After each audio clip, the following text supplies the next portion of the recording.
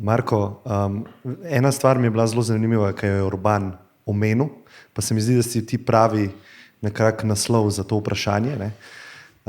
Urban je rekel, ukvarjanje samim sabo, ne? Pol je pa še omenil tega gospoda iz Kalifornije, ne? Ki si rekel, nikoli se ni ukvarjal z duhovnostjo, ne? Pa je žarel. Ne? Se mi zdi, da to je moj občutek pri meni in nasplošno v svetu, da se zdaj z duhovnostjo ukvarjamo, predvsem zaradi sebe. Ne? In mogoče en tak razmislek iz tvoje strani, a se ti zdi to mogoče lahko neka ovira, ne?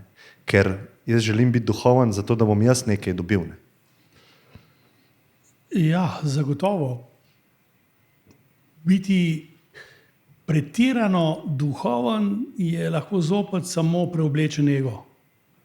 In kaj hitro se znajdemo v situaciji, da se zaradi duhovnosti, raznovrstnih tehnik, meditacije, joge, psihedelikov in tako naprej, počutimo superiorne do tistih ljudi, ki se s tem ne ukvarjajo. In kaj je to drugega kot ego, ki samo preži, kdaj bo prišel zopet na dan, ko smo ga nekje drugje izrinili in potlačili. Ampak to, kar je Urban tako lepo povedal o tem profesorju, me v bistvu spominja na znamenitega znanstvenika, mislim, da je madžarskega rodu, pa drugače Američan, Csikszentmihalyi, ki je pisal o zanosu, flow experience. Meni se zdi, da to čutenje zanosa pri raznovrstnih opravilih, lahko je to ukvarjanje z njivo, košnja trave, lahko je kvantna fizika, lahko je ne vem kaj, nevroznanost in tako naprej, ampak karkoli počnemo, če res počnemo tudi s srcem, ne samo z glavo, je po moje to fantastična duhovnost. Čeprav jo tako ne imenujemo in čeprav jo tako ne dojemamo. Recimo, da je cilj prave meditacije, zopet lahko se tudi jaz tu začnemo upravičevati, kaj je pravo, kaj ni pravo. Sam sem leta nazaj meditiral na desetine različnih načinov, pa sem kasneje ugotovil, da to ni pravo, ampak zopet, zakaj ni pravo? Zato pač, ker ni recimo v skladu z Patanjalijem, pa njegovimi yoga sutrami, pa za integralno meditacijo. Sam pač zadnja leta prisegam na to, ampak daleč od tega, da bi prisegal, da je to res edino.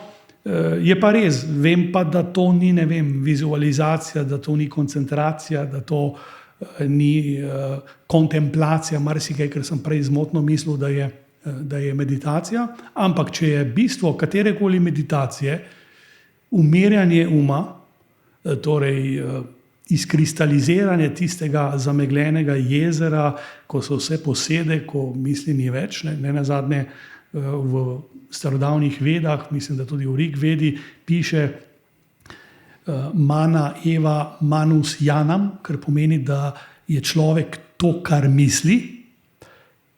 Potem lahko ugotovim, da sam brez meditacije to počnem, kadar res, po domače povedano, padam notri.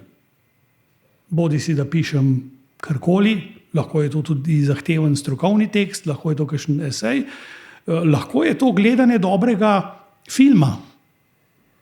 Samo, da si res predan tistemu, kar delaš. In tu, ko si omenil tudi srečo, jaz vedno znova se spomnim na prelep vers Toneta Pavčka in moram tukaj s ponosom povedati, da je bil on tudi pravnik.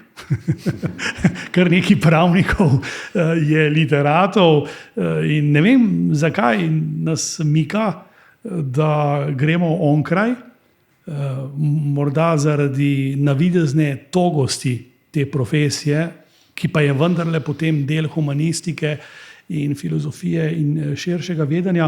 Ampak Pavček je rekel, da sreča ni v glavi in ne v daljavi, ne pod palcem skrit zaklad. Sreča je, če se delo dobro opravi in imaš nekoga rad. In seveda, če dodamo potem temu zanosu, temu delu še ljubezen, ne? Freud bi rekel lieben und arbeiten, je to. Da pa seveda še meditiramo zraven in se poglabljamo, in jaz temu rečem, pač nenehno poskušamo biti boljši človek, kajti vse se vrti okoli tega. Zdaj, jaz učim navidezno dolgočasne ali pa zelo tehnične predmete, ki so povezani s pravom. Dobra novica je, da so povezani tudi z morjem, pa z ladjami, ker učim na Fakulteti za pomorstvo in promet v Portorožu. Ampak v čemarkoli se pogovarjamo, bodi si o pomorščakih ali o sklepanju pogodb, ali ne nazadnje o peripetijah med Hrvaško in Slovenijo glede morske meje, skupni imenovalec je človek. In če to študentje dojamajo pri svojih 19 letih, recimo, če so v Rusiji, da ne bo nič boljše, nič ne bomo izboljšali z boljšimi zakoni in mednarodnimi konvencijami in predavanji, tako naprej. Če se slehernik vsaj 5 ne bo zboljšal, potem seveda je vse izgubljeno. Ampak če študentje to dojamajo, potem je tudi to zame recimo sreča in delček duhovnosti.